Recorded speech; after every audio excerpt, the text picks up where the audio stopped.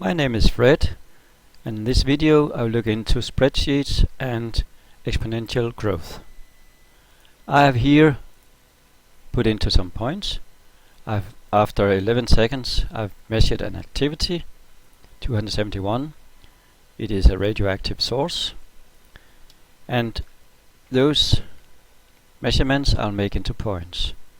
So the x value is seconds and the y value is the activity. So create a list of points. There, you've got it. I'll just move it a little bit and move that one. Now you can't see the list of points, so show all objects. Well, maybe I'll zoom in a little so I can see the axis, like that. Now I want to fit these to an exponential function. So I'll use fit growth. The list of points was called list1, and that's the function through the points. I could have used fit exp of the list of points. And you see the two different forms of getting the function. Maybe I need some more decimal places, for example 5.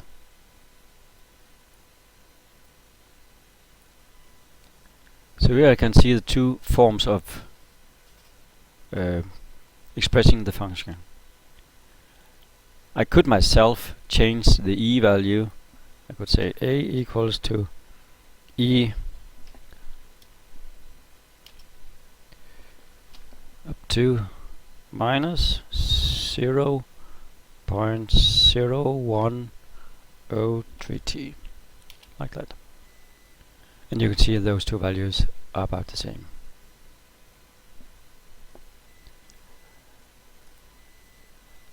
Then I want to find the half time, and an understandable way of doing that is to say, well, we have y equals 200, and we'll want y equals to 100. Now to show the difference, I'll color them a little bit.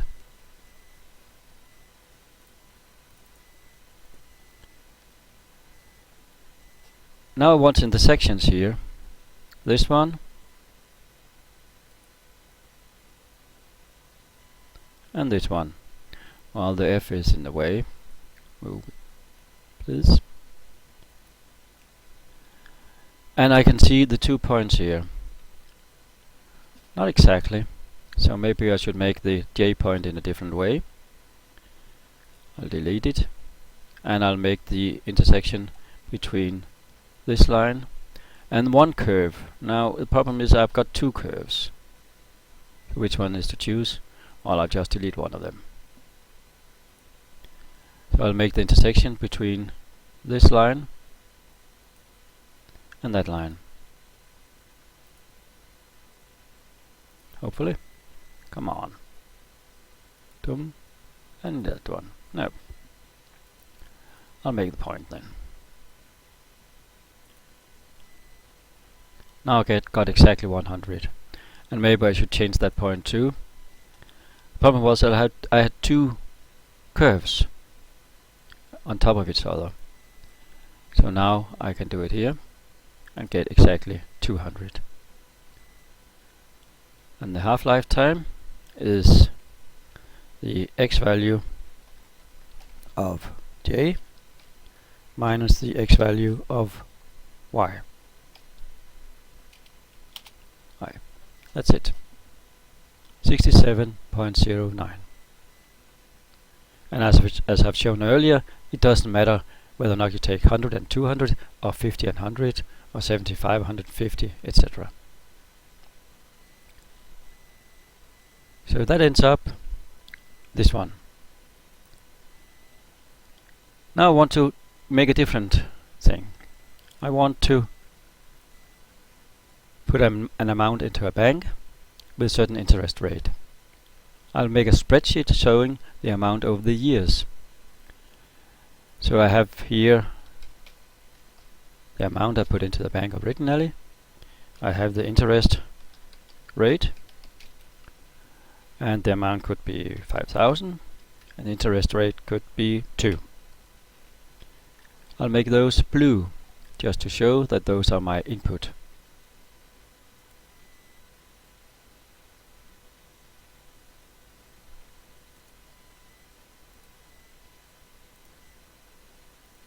Now here I have a year. I have some more details here. I have something like a start value. What happened to my year and my start value? I'll try again.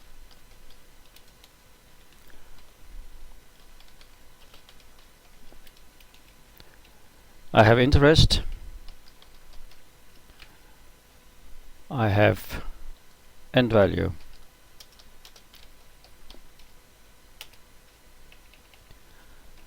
The year could be starting year, next year, etc. And you can do whatever you do in a normal spreadsheet. So if I drag this one down, I'll drag the formula down. The start value, well, that is equal to the amount I've got up here. The interest is equal to the start value times, and now I need to use the dollar sign to use the same interest rate all the way through down in the spreadsheet. So that should be $B $2, and then I should divide it by 100. Now it should not be 2, it should be 3, like that. And the end value, well, that is that one plus that one. Now I've got it. Now the start value of the next coming year is the end value of the former year. And then I could drag those two down and see that the second year I get an interest of 102. The extra 100 from the first year will give an interest of 2. So altogether it is 5,202. I can drag them down certain number of years to show what happens. So here I have the value. Now I want to make a bar chart over these. I'll make a bar chart of the first, let's say, 20 years. So I'll here make a bar chart, and I will use the start value, the end value. The start value is A6. The end value is A26. The list is B6 up to B26. I'll just remove the spreadsheet a little bit. We can't see all the bars, so I'll drag it a little bit, and a short while they'll come. Here they come.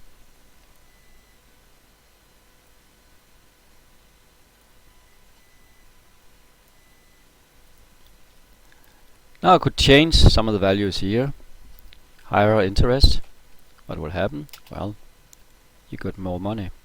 Lower interest, get less money. And this way you could make a spreadsheet showing loans or whatever, savings, where you put in a certain value every year.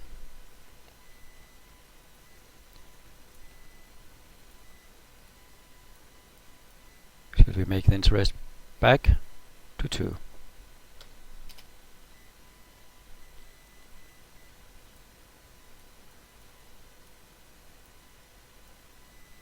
Now I'll do a second year.